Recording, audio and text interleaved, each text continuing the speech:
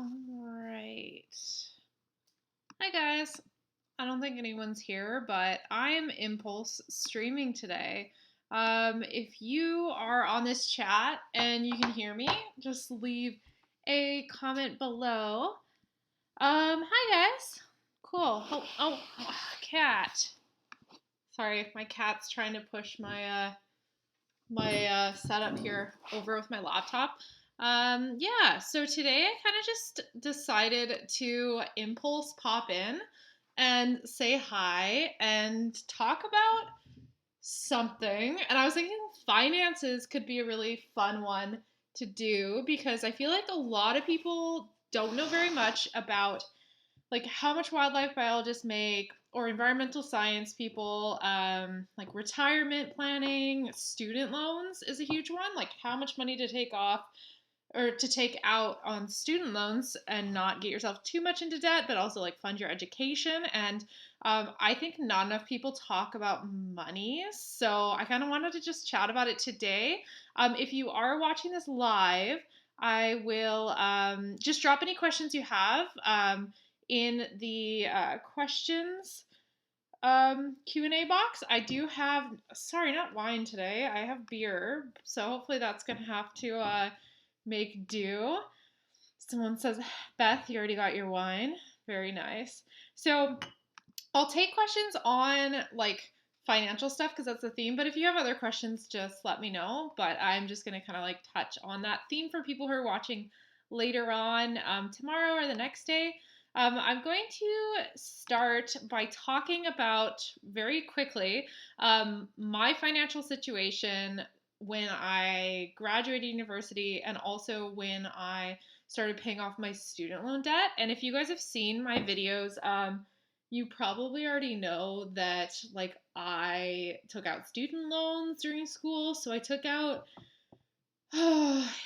about 25,000 US, 30,000 US, but that ended up being like I paid it off in Canadian dollars, so it ended up being closer to like 40,000 Canadian plus. So I had so much student loan debt. I know that's not like a ton because some people definitely have more than that, but like it's a decent amount of money to pay off when you are not making very much money. So that's my situation. Is I got in about $40,000 of student loan debt. I didn't make very much money when I graduated. I moved to Canada and I was making minimum wage. Um, excuse me. And that was, yeah, that's pretty much it. And so the way I paid off my loans over 10 months, and that was when I was working up in the oil fields, and that was I was working as a wildlife biologist for the oil and gas industry. And that's when I posted that video that was like I made $200,000 in 1 year and regret it. That was that job. But then I paid off all my student loans in about 10 months, and then I also transitioned to a higher paying wildlife biologist job. And so after that $200,000 month or year, uh, then I had was able to be in a better position where I could make more closer to like $65,000. I think I made it first, and then I kind of went up to 75,000 in oil and gas. And then when I left oil and gas, I managed to match my salary almost exactly. So now I make 70,000. I used to make 75,000 plus overtime, but so it's like a little bit less, but really it's still pretty good. And yeah, so that's kind of like my financial story. So if you have any questions about my story, feel free to like ask them. But I just wanted to provide like a little bit of a recap for those of you who are not really super familiar with my story. Hopefully you guys can hear me okay. I'm not getting any new chats, so I just want to make sure I'm not missing anything.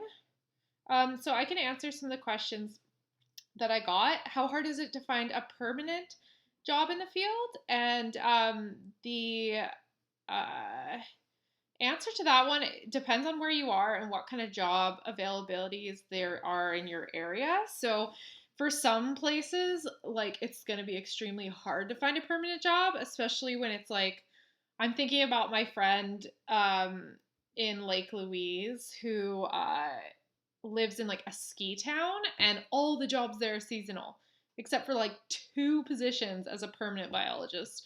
So versus like where I live in Victoria, it there's quite a few permanent jobs. So it really depends on where you are. But if you're willing to move around, you should be able to find something permanent.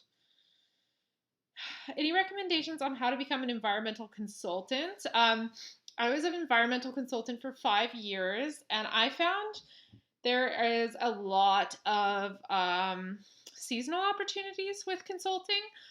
So a lot of times you can get on just as like a summer field season hire, and then if you do a good job during that field season, then they will hire you full time, permanent. And the thing is with environmental consulting is winters generally can be pretty dead. Like if you aren't getting work, things get really slow and there's a lot of layoffs. So to get a permanent position is like pretty good, and that's kind of what people are aiming for. But yeah, I would say that, and also the more like industry experience you have in consulting, the better. So like if you have a construction background, if you have uh, like any sort of industrial experience, that's gonna be really good because they want people who can work with construction. Because a lot of times environmental consulting is like for construction or for some sort of operations. So the more you know about like industrial operations, the better for consulting. Um, how how do you become an environmental scientist in Canada as an immigrant without local education? That's a really good question because that's what I did. And I found it was really hard at the beginning because people kept saying, oh, I want to hire someone with Canadian experience. And that used to bother me so much because I thought that was honestly like, it's pretty racist, I'm going to say, to like have such a focus on like getting a Canadian born scientist. Like, I don't know, I felt like that closed a lot of people off, and it closes a lot of new immigrants off from the field because they get these employers that say like, oh, we don't have Canadian experience, so your experience doesn't matter. So I just want to say that like to inspire you that your experience does matter and your education from your home country does matter. And it's just a matter of getting like a few Canadian or local jobs on your resume. So some of the ways you can do that is volunteering. So at least you can put like something local on your resume as the first thing that they see. And then also just building your connections within. Sorry, I forgot if you said you're in Canada. Yeah, just building your connections in Canada really helps too. And you can do that mostly through volunteering, internships, even taking a course at a local university might help. So hopefully that helps. Is it hard to find out of state jobs? Do employers view it negatively if you're from another state? Yeah, honestly, like they usually, most places in the world, they will have preference for local candidates, especially in biology, because in biology, like knowing your background of like the species and stuff in your area actually is really important. So I would say if you're applying for more of a technical role, just making sure you like say how you know the area, because that's going to be the biggest factor for like them not wanting to accept you, is because like you don't might not know the local birds or the local soil types or whatever you're applying for. So anything you can do to kind of combat that, it's hard if you have never lived in that area, but just be aware that that's how the employer is looking at it, is like, why would I hire this person from out of state if I could just hire someone local? Also in your cover letter, if you like really talk about how your experience is really unique, that might help too. But yeah, it can be a bit hard applying to out of state jobs, but you can do it.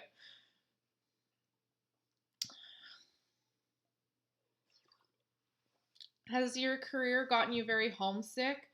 Yeah, I get so homesick. Like, I miss my home all the time and I don't get to go back very often. It really sucks, but I don't know. I always think about it as like I'll always have the time later in life to like go back to my hometown, but I won't always be like young without a house, without kids. And so I try to do like as much of like my traveling adventurous work stuff like right now, because I don't know if I'm forever going to have like the nomadic lifestyle that I have now. So um, there's always time to spend more time with my family and go back home later in my life, I hope. What's the typical retirement age for biologists? I would say it's probably pretty similar to any other career fields. Retirement is less of an age and it's more about a number. So people who save up a lot of money early can definitely do like the whole early retirement thing. But I think most of us are kind of on track for like getting a government job towards, middle aged and settling down. And a lot of people don't work in the field their whole life. Some people do, but a lot of people will transition to like a permanent government or like own their own consulting company. And then with that, you retire similar to how you would at any other job. You put money in your RSP in Canada or your 401k. And then once you get to the amount that you can live off of, then you can retire. If you have a government pension, sometimes they're a little bit more picky on when you retire. So I think it's pretty similar to like other professions. I guess what the only specific thing I'll say about retirement for biologists is that a lot of us work a lot of seasonal gigs, so it's just something to be aware of in the back of your mind. Maybe that's opening your own retirement account. Like if you are jumping around from job to job, this one job is not going to support you, or you're not putting enough years into like a government pension. So you need to kind of look out for your own retirement. So starting a retirement account and funding that early is going to be huge to retiring at age that you want to retire at, basically. So I have like an RRSP, which is our Canadian 401k, and I put money into that. I put about 15% of my income now into retirement, but it used to be, for a while it was nothing, and then I put some money away, and it alters, but I try to hit like 15% towards retirement. Is Alberta a good province to be a biologist? Um, I loved working in Alberta, and there's a lot of jobs in Alberta. I had some pretty incredible experiences working as a biologist in Alberta, and I was definitely unemployed for some time because the resource industry is the main industry that hires biologists, I would say. So it sucks a bit to work in Alberta because it is so up and down with oil and gas. And that goes for other states like North Dakota, Texas, oil field work. It's a hard life to be stuck in the boom and bust cycle, but if you do stick it out, you can get some pretty incredible experience. And yeah, that's what I'd say about Alberta. How do you develop ecological surveying experience? Best way to do that is get some seasonal field grunt jobs. A lot of times for people's first job, they'll just get like a few month-long gigs here and there, travel to the spot, work for a few months, and just build up their experience through seasonal work. 'Cause seasonal work is way easier to get than like permanent full-time paid stuff. So that's my advice there. What do ecologists do during winter? I made a video about that recently, but basically we do different stuff. Like I am still busy, just the nature of my work. I still work pretty much throughout the winter. But some people don't really do a lot, so they'll either take time off or do a lot of reports analyzing data from the field season that they had during the summer, or you can watch the video that I have on it. It's like I posted it maybe 4 or 5 weeks ago, but those are just some ideas. Did you ever struggle financially after graduating? Yes, so hard. Like I made minimum wage when I graduated, which really sucked because I was paying off U.S. student loans in Canadian dollars. And there was a downturn in the oil and gas industry when I moved to Alberta. So I got like everyone in my office got laid off. So I like did surveys online for a while. I had a lot of debt. And it really sucked. So I definitely struggled financially. I'm lucky that like I was still with my boyfriend back then. So, and I mean, I am now. And he had a job that was not in oil and gas. So I was able to survive off of unemployment and staying with him. But it's no fun. And that leads into the last thing I was talking about with if you are working in a place where the resource industry is like the main driver of the economy, so like oil and gas, mining, forestry, like stuff like that can change your finances so much because you can get laid off in like a heartbeat. And not having that job security can really suck. But a lot of times you'll make more money doing that. So it's like higher reward with a high risk.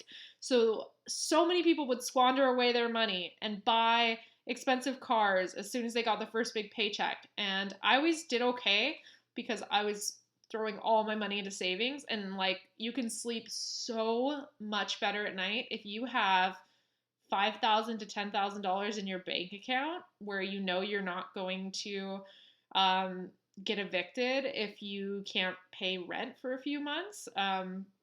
That was just absolutely huge for peace of mind. Like, I can't even compare my mental state before I had an emergency fund and when I had a bunch of debt versus when I had an emergency fund and started like getting on top of my debt and my finances.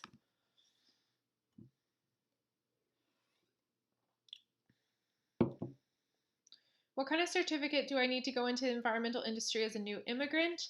It depends what you want to do, but the standard usually is if you want to be a scientist, a minimum of a bachelor's degree in some sort of environmental field.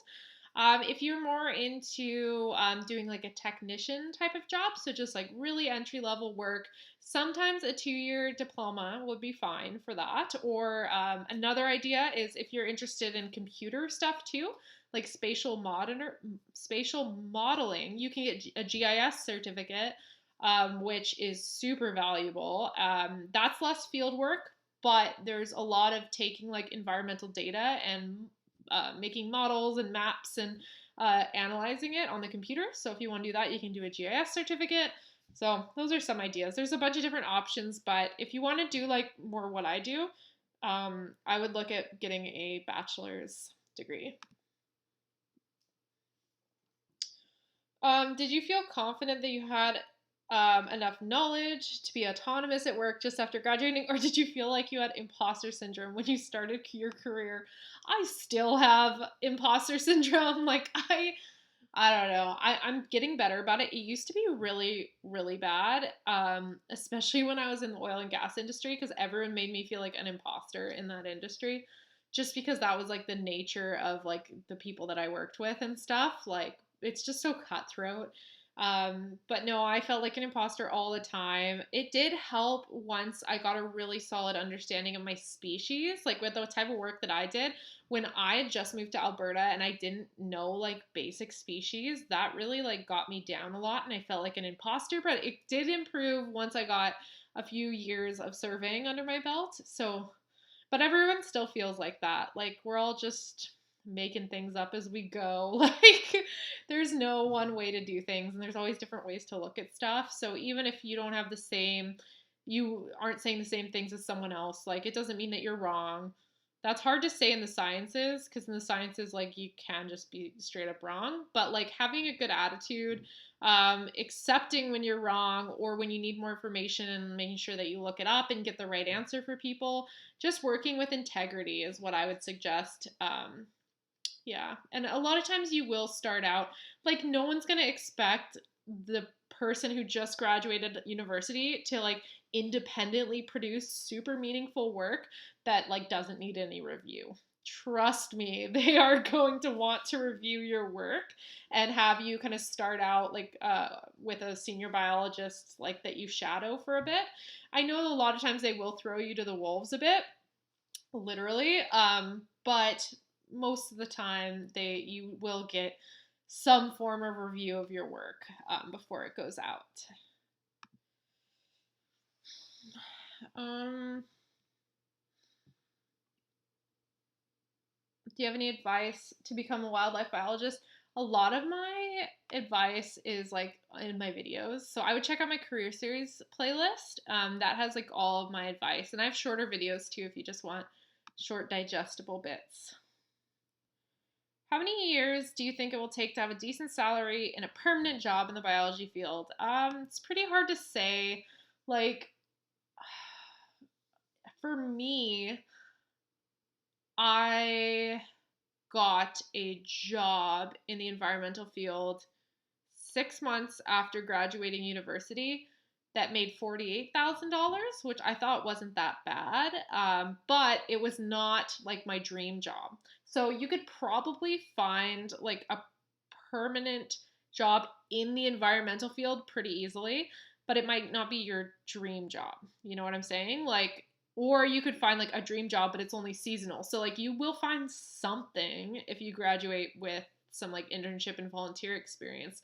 It just might not be like the best thing ever, but it should get you like paying the bills and like starting out. And I think a lot of people have really high expectations of what their first job after university is going to look like. Because of course there are other people who get their dream jobs, but most of us are like have other considerations besides like, will you hire me? Okay, I'm gonna go move to this new state to take this job. Like a lot of us like have to make decisions about, okay, like we need to take care of kids during this time, or we need to take care of parents here. We can't, our spouse can't move. So there's so many factors that play into it that make it harder to get a job uh, after you graduate. Um, Not about finances. But did you experience any prejudice being in the industry as a woman? Yup. Like, definitely. I could have a whole nother video about like the stuff that happened to me. But I found that in general, most people are okay, but you'll run into those like old school boy types that just don't respect you and they never will and they think you have no idea what you're talking about. And the best thing I do in those situations is always document. If someone is harassing you, report them if you feel comfortable and safe to, or just stay away from that person. But if it's a lot of times it's not straight up harassment, though it is quite a bit, but like a lot of times it's just like being interrupted. There's one guy at my work that I swear every time I start talking, he will just like, I'll be like, so I think one really good idea for this site. And then he's just like, yeah, so has anyone checked this spreadsheet for, and I'm like, I was just talking. Like they just interrupt me and it's so rude, but yeah, you're not alone when it happens, but just stick to the science and stick to your words and your decisions, and people will slowly start to respect you. And some people just never will treat you well, and it is what it is, you know? What is the cost of bachelor's in wildlife bio to master's average cost in Canadian? You can look up tuition costs.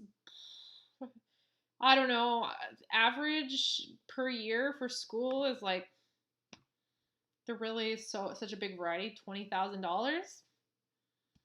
Could be more, could be less. You inspired me to start biking to work 30 miles each day. I drive an SUV and for a long time I've been wanting to change, but I need it for my side job and hauling my boat. Awesome. Good for you. Oh, it feels so good to bike to work. Like, my mood improves so much. To every woman who struggles in their workplace because of prejudice, listen to The Man by Taylor Swift. Okay, I will listen to that one. What are the best way to develop species identification skills? Um, I would say all the things you listed, books, online courses, and volunteering are good ones. I find if you don't have any volunteer opportunities, just going out with a book and like recording all the species you see can be good. Or volunteer work just kind of makes it a little bit more fun because you actually have something you're doing rather than just going out and looking at animals. So just getting out in the field is the best way. Usually books alone won't do it. You got to combine the books with actually like observing the species with your own eyes. At least that's how I learn.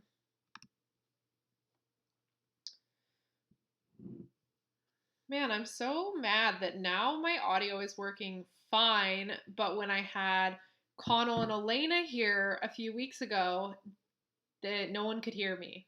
It's not fair. I'm glad it's working well for you guys, though. Is it is it possible to finance a loan up to, is that $2 million? I feel like there's a wrong comma there. So yeah.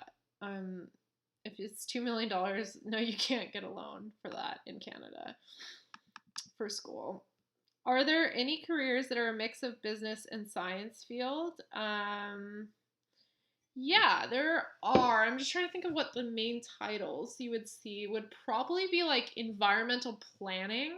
That's a really big one. That's a mix of like consulting, business, permit stuff, and also the science, or government type jobs, or owning your own environmental consulting company, or working as a manager at an environmental consulting company or nonprofit.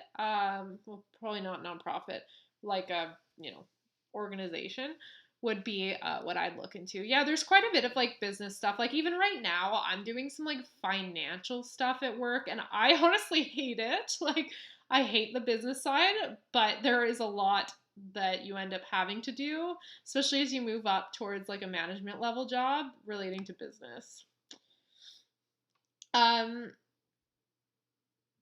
Oh yeah. So then, Anika, that also kind of answers your question too. Sustainability with a business background. Yeah, I would look at environmental consulting, stuff like that. They don't do it much where I live, but sustainability consulting is also a thing. So, like helping businesses be more sustainable. So that could be through like recycling campaigns, compost, reducing emissions with the business's operations. I always thought something like that would be pretty cool, but those opportunities can be really competitive and few and far between in some areas. But I think they are going to increase. I think we're going to see more and more of that as people now start demanding that their companies are sustainable. Um, do you know how much the income of wildlife biologists is per year if you have a PhD? It's so, okay, that's a good question. And I guess I should take this time to kind of talk about how much wildlife biologists normally make. And I made a video about this, but sometimes it just helps to talk about it in a video. And since this is a finances live, I'll talk about it. So I have only, um, I've worked outside of North America, but almost all of my experience is with North American salaries. So this will not apply to you if you are outside of North America, but it should still be a little bit interesting to hear what we make. Most wildlife biologists graduating with a bachelor's degree are going to start out doing internships. Internships can sometimes be during university or directly after graduation. And most of the times they are unpaid, but I'd say like 40 to 30% of the time they are paid internships. So you start off making probably minimum wage in a paid internship. And that is with no bachelor's degree or you just graduated. So that's looking at closer to like $15 an hour. I made 11.50 an hour, I think, but that was almost 10 years ago. So things have changed, and I think salaries have gone up a little bit. So you're looking at probably making around minimum wage to start off at with salaries. So then you graduate and you get your bachelor's, and now you have pretty minimal experience and a bachelor's degree.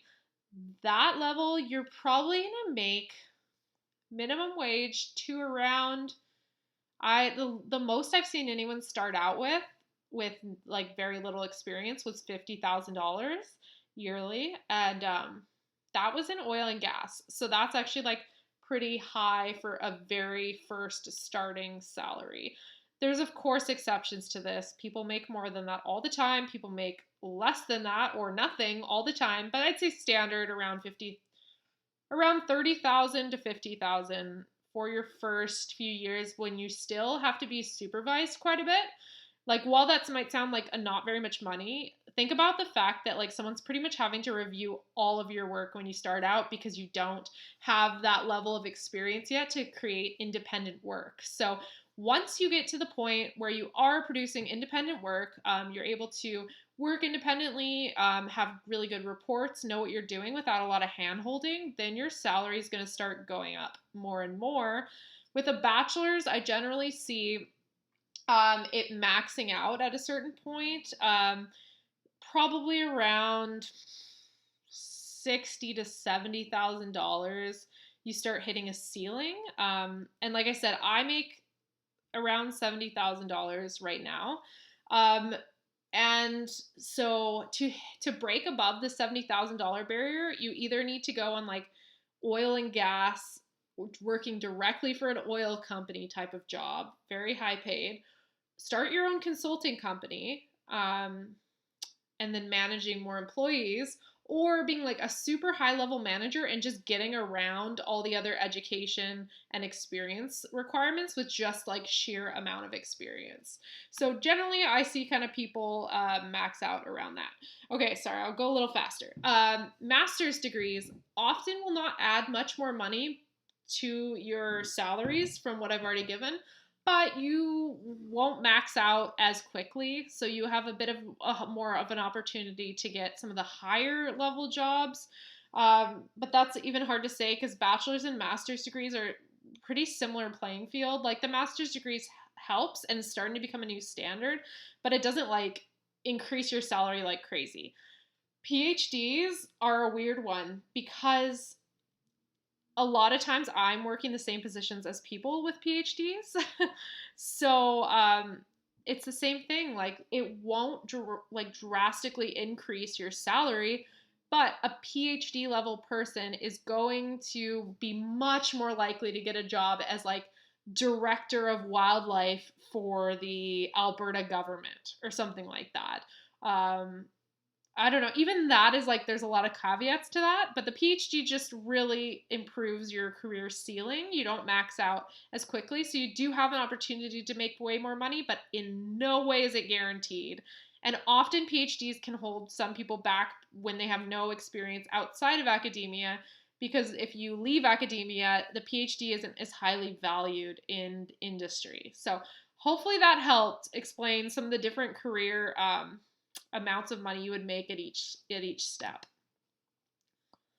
Um, oh, sorry about the $2 million loan. You meant 200,000. If you mean $200,000 USD loan, don't do it. That's so much money. Um, I personally would love to say no one get any debt because my student loan debt held back my life, my mental health, my everything. It was absolutely freaking horrible to pay off my student debt. I can't even like express that enough. Like, and that's not to scare anyone who already has student loan debt, but take it seriously. Like, you have to hustle if you have student loan debt. You can't screw around looking, oh, am I going to do this career? Oh, this one's unpaid, but I get experience. Like, you don't have any time for that stuff. You got to like be on the lookout for like paid work and like working multiple jobs pretty much right away. Otherwise, that student loan interest is just going to build up more and more. So I think hard no on taking out anything over $50,000. Soft no under $50,000.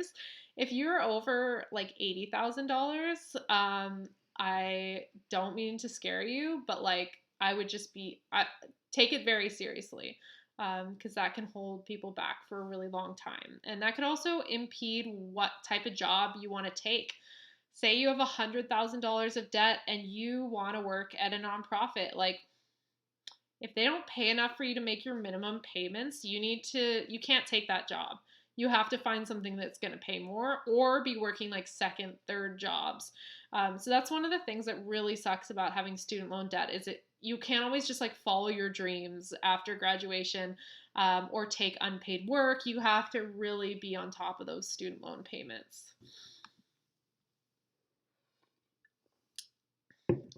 Um, Whoa, Nico, you have a job offer in Germany? That's awesome. Oh, that'd be so fun.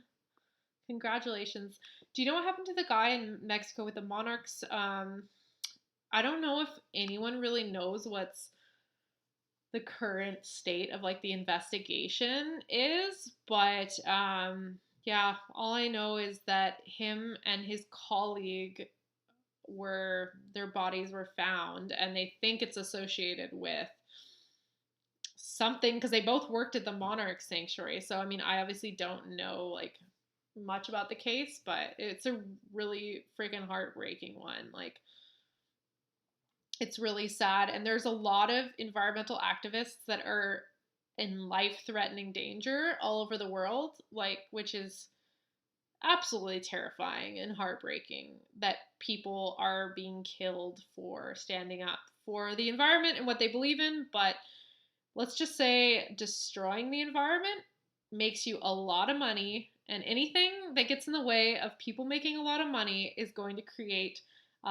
dangerous and unsafe conditions. So, the best thing we can all do is continue to spread these stories when they come out and like advocating for the people who are on the front lines of a lot of this stuff because a lot of us are, cushy and we don't go out and protest and stuff, but like I think we need to support the people who are doing that. So anyway, that's a bit of a tangent, but that just reminded me. Um what can we expect in schoolwork at a university? Is it difficult? I would expect a lot of competition. There's a lot of competition in university. A lot of people who don't do anything but study all day. And don't expect it to be as easy as high school because it's way harder. And I did great in high school, but I didn't do that good in university. So yeah, it's difficult, but it requires you to have a deeper knowledge of your subjects rather than just studying for a test and you know that's it. Like you really do need to know your stuff well and pay attention and go to class because I never went to class and I just did so bad in school. I wish I could redo the whole thing, but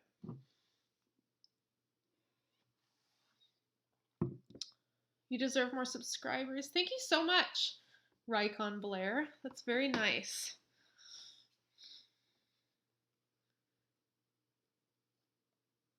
Oh, I'm sorry, Jonathan. Don't apologize like I don't know, to me, just giving you the honest answer. What are some good options for volunteering that would look good on an application or resume, but also be educational, good experience for someone wanting to go into the field? I would like pick what you want to do the most, because subjects are not like critically important, like what you're doing. It's more just like how relevant is it to your future career. So like if you are really passionate about studying lions, then try to find volunteer work with lions. And make sure you enjoy it because I don't think labor should be unpaid to get experience, even though that's kind of what we have to do. Like, you at least should enjoy it along the way. Um, and don't let them, like, pick a program that's flexible. And, like, if you have schoolwork and you can't come volunteer one day, it's not a big deal. Like, they shouldn't have really high expectations if they're not paying you. So I would look for some programs along those lines. Um, Are there any online certifications that will look good on resumes? Someone else asked that earlier, and my recommendation for certifications would be like anything in GIS or R programming are good ones to do on the computer. Anything else that's not a degree is it's not super important. There's some areas that require you to get your professional biologist designation or like certified wildlife biologist designations. So that usually just requires experience, though, not an online certification. So a lot of the technical stuff is the best place to bring in those online certifications. So, like I mentioned, R, GIS. If you are like wanting to be a bat biologist and you want to get some like acoustic monitoring certificate, like a very technical niche thing in your field, and the place you're applying to happens to want people with that experience, that could be good. But otherwise, like just getting a generic environmental studies certificate isn't gonna be like the make or break in your application. Like it won't hurt it, but it won't help you all that much either. So is it worth it to be a biologist?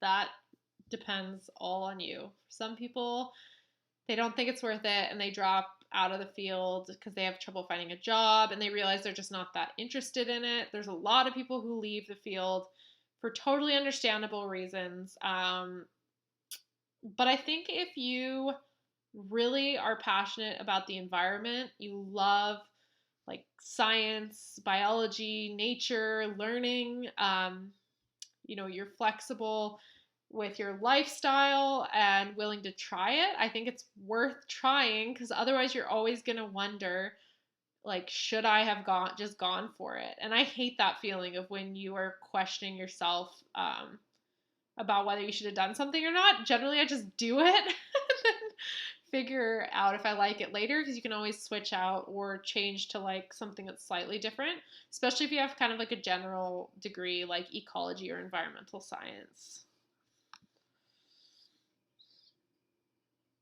How do you deal with bug bites you get in the field? I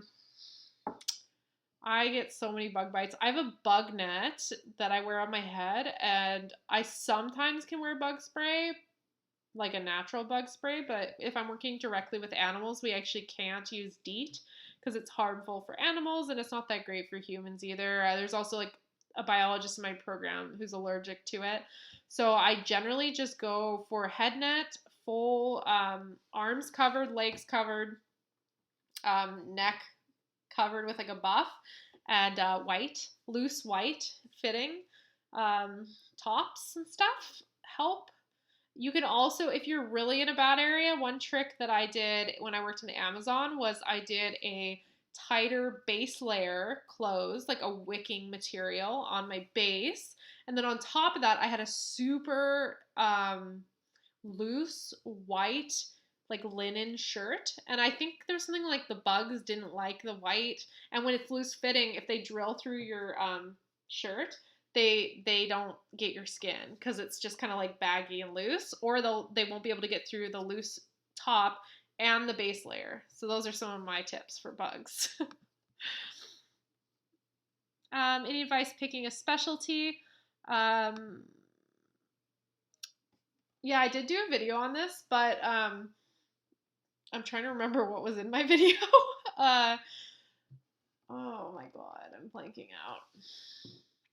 I think the biggest thing would be like think about what is going to be relevant in your area and just try to get like a wide variety of experience. So sometimes like internships or volunteer work in certain fields or like environmental consulting, which often gets you exposed to a whole lot of different stuff.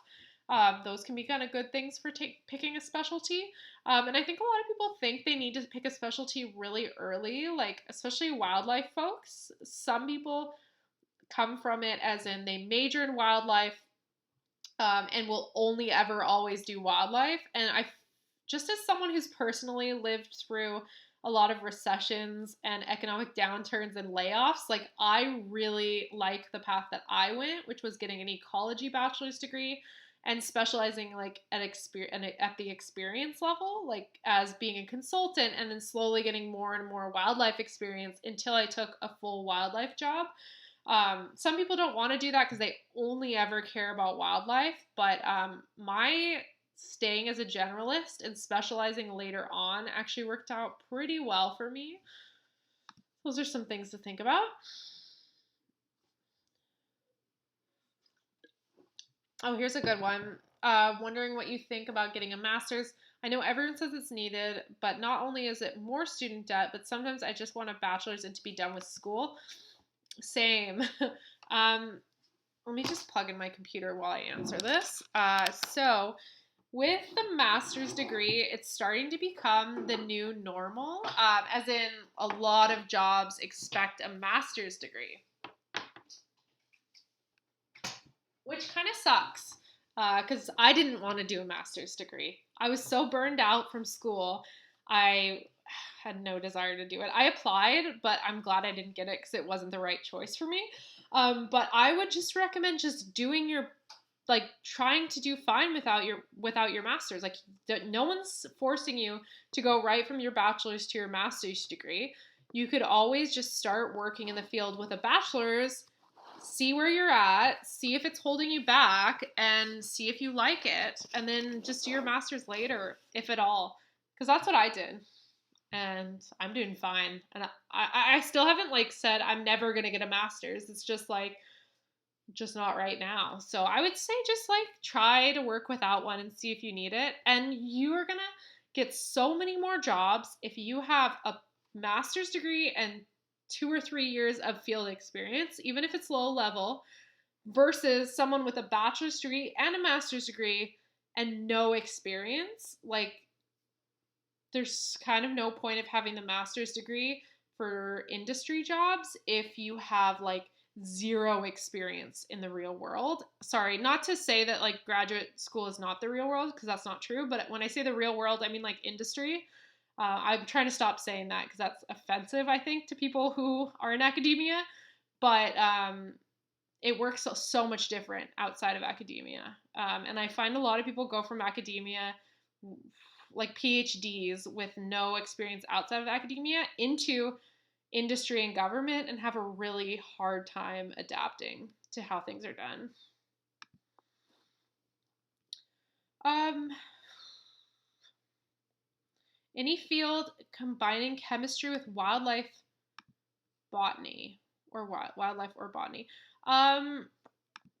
Chemistry goes really well with environmental science. So contaminants, studying contaminants and oil spills and the impact of oil spills on wildlife is a good one that combines the two.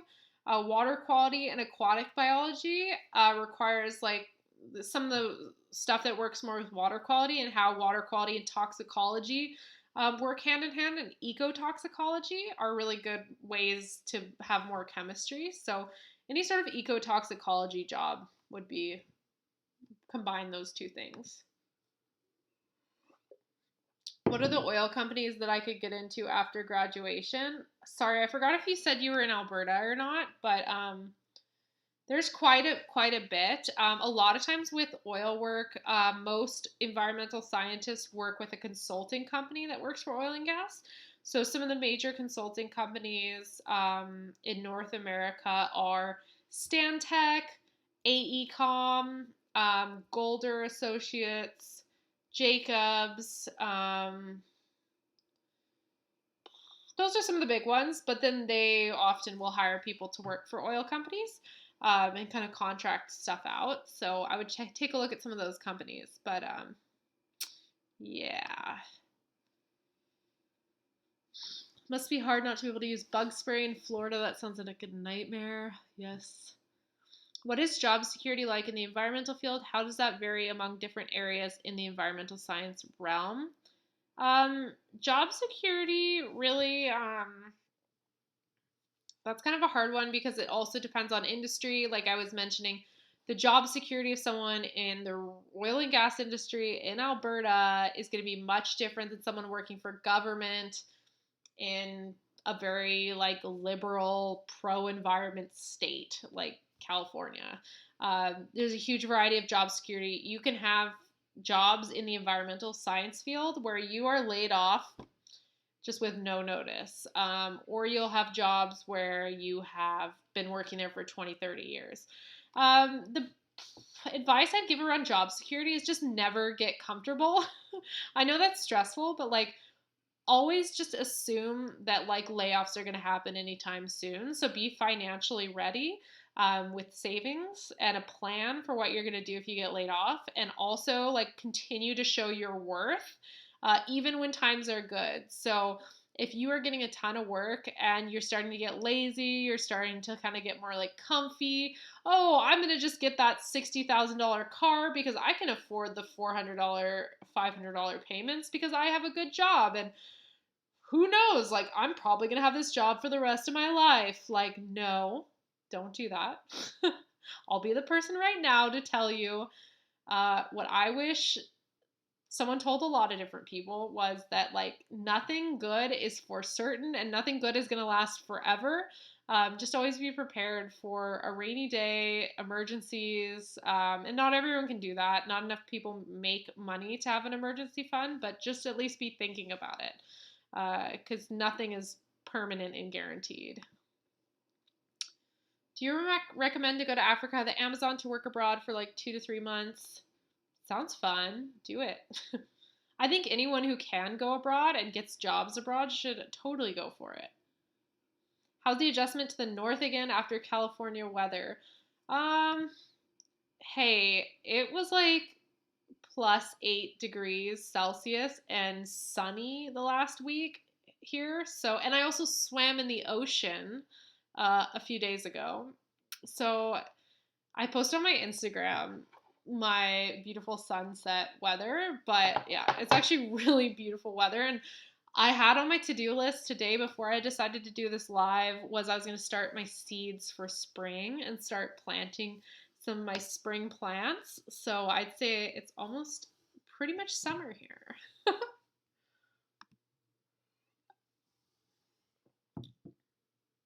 Any new recommendations for science books? Um, yeah, so if you guys want to see what books that I read, excuse me, what books I read as I read them and also my reviews and stuff, I'm on Goodreads. Um, I always get confused how you look people up on Goodreads, but I'm Christina Lynn on Goodreads, and my little page looks like that. So if you want to add me on Goodreads, you can see what I've been reading. It's been a little slow. I've been on vacation and not reading. But I'm looking at what I just recently read. The best book I've read recently has been Where the Crawdads Sing by Delia Owens. It's not actually a nonfiction book. It's a fiction murder mystery, but it centers around a wildlife biologist in, oh gosh, she's in like the Everglades or something. I don't know. She's in a marsh somewhere in the south of the U.S. and Where the Crawdads Sing is what it's called. It's a story about the main character growing up or in nature and how it's like affected her life, and also a murder mystery, so it's extra fun. So I'd recommend that one. I'm just looking at my other ones. That's the main one recently, but all my Goodreads, I have a science book list too. Canada can't relate to summer. I live on a beautiful island in the Pacific. It's technically Canada, but it's the Hawaii of Canada. So I feel like I can get a real summer, but it doesn't even snow here. Like where I live, it doesn't snow. It snowed one day this year. It was a freak snowstorm.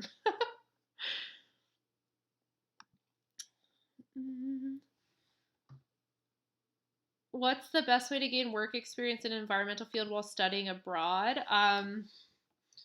It depends if you have work authorization in your country that you live in or are studying in. But if you can do co-ops, internships, volunteer work. Sometimes check the volunteer work with your visa because not all visas allow you to volunteer. If not, there's also remote opportunities. So you can like look at caribou footage from their little collars and like classify it remotely. You can go on Zooniverse. I used to do that during my lives and do camera traps and stuff. So there's some remote opportunities you can volunteer with, and I do post them on my Instagram story every so often. So if you wanted to follow me and keep an eye out for that. I don't post them super often, but usually once a month or so I'll post something like that. My Instagram's @wildbiologist. Never told us what you did the prairies. I live in Saskatchewan. I worked quite a bit in Saskatchewan. I worked for an environment. Well, I lived in the prairies for 5 years, but I worked all across Western Canada and doing tons of different jobs. But my most recent one that was taking me to Saskatchewan a bit was I was working as a wildlife biologist for pipelines. So I was working for a consulting company that I would like do environmental monitoring, wildlife monitoring during construction of pipelines. So all the big pipelines you've heard of in the prairies, I've probably been on them at some point. And then I also did pre-construction work to support survey applications. So that would be like if a pipeline was going to be put in 10 years and they wanted to put in their application now for that pipeline, then I would do wildlife work that supported those pipeline applications. That's what I used to do. I don't do that anymore. Yeah, I worked out of Regina a lot and Saskatoon, all along the pipeline right away.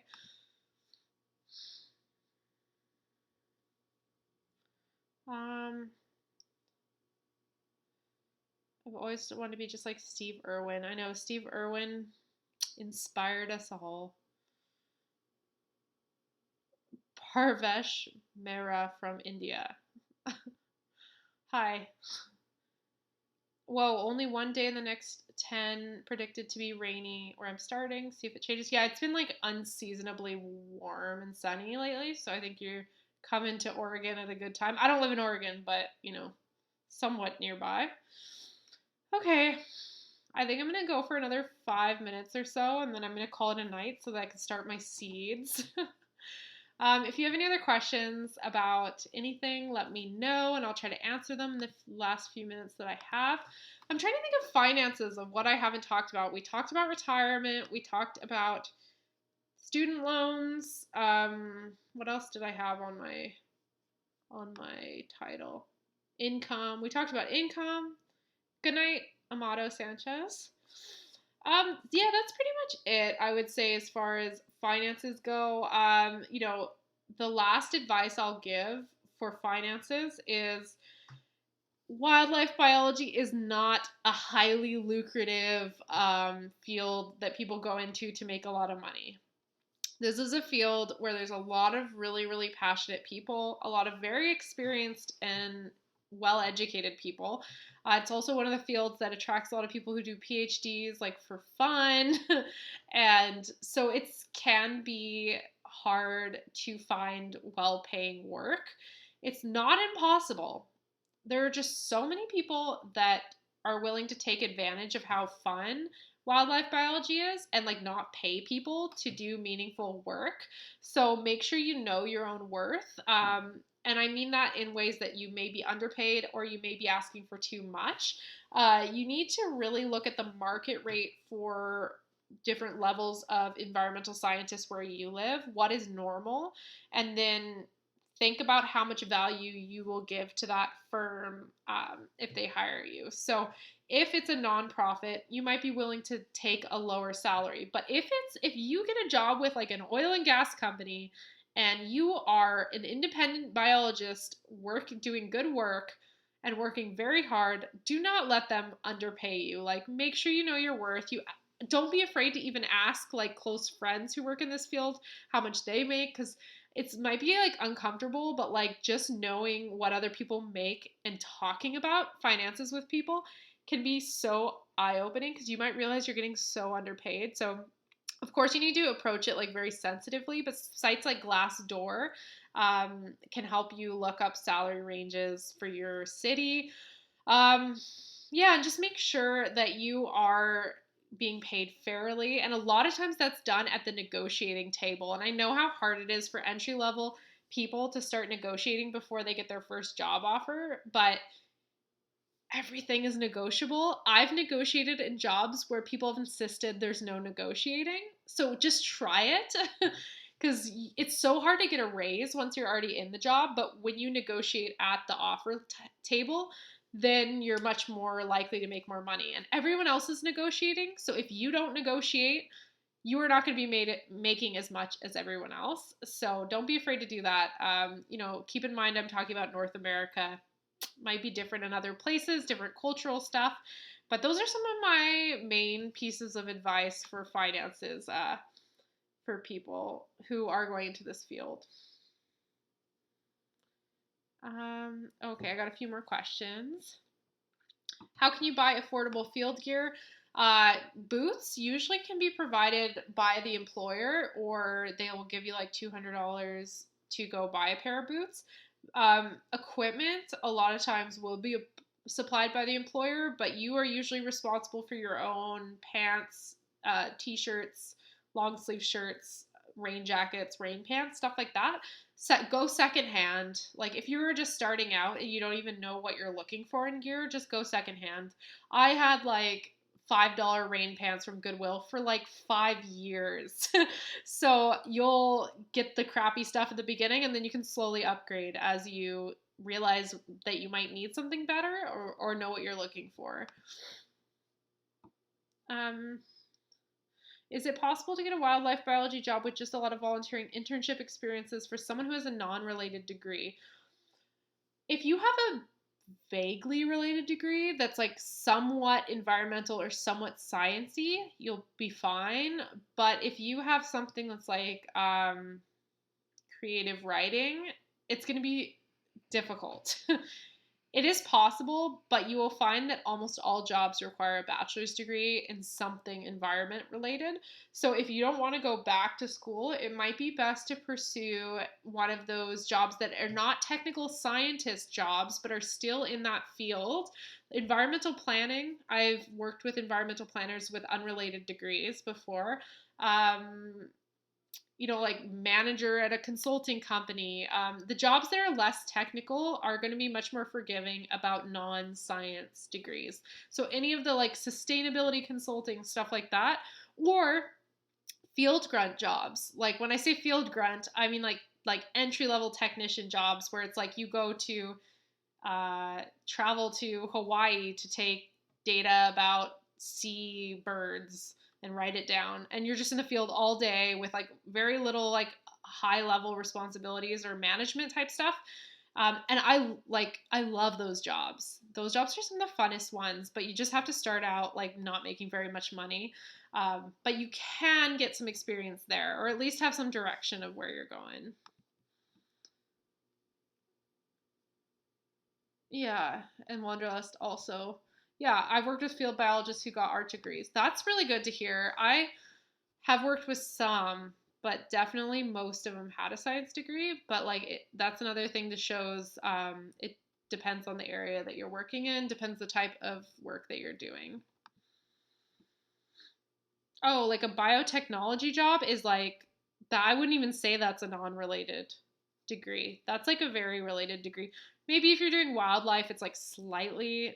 I wouldn't pick that as the first degree for people to get, but I wouldn't even worry too much at all. I mean, of course, go do your internships and your volunteer work, but I don't think it'll hold you back all that much to have a biotech type of degree.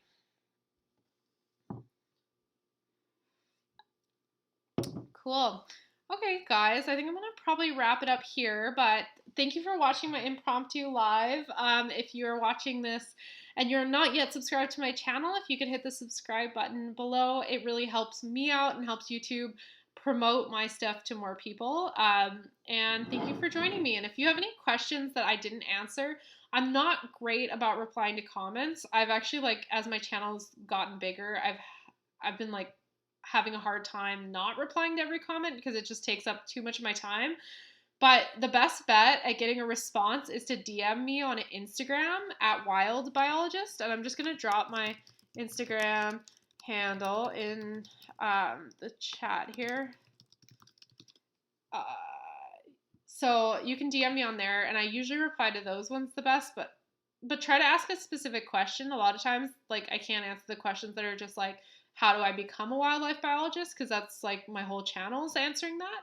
But I should be able to get back to you. And thank you guys for coming and having a drink with me and hanging out a bit. It's fun to do these lower pressure ones where I don't schedule it a week ahead of time. Okay, cool. Thank you guys for watching, and I will see you next time. Bye.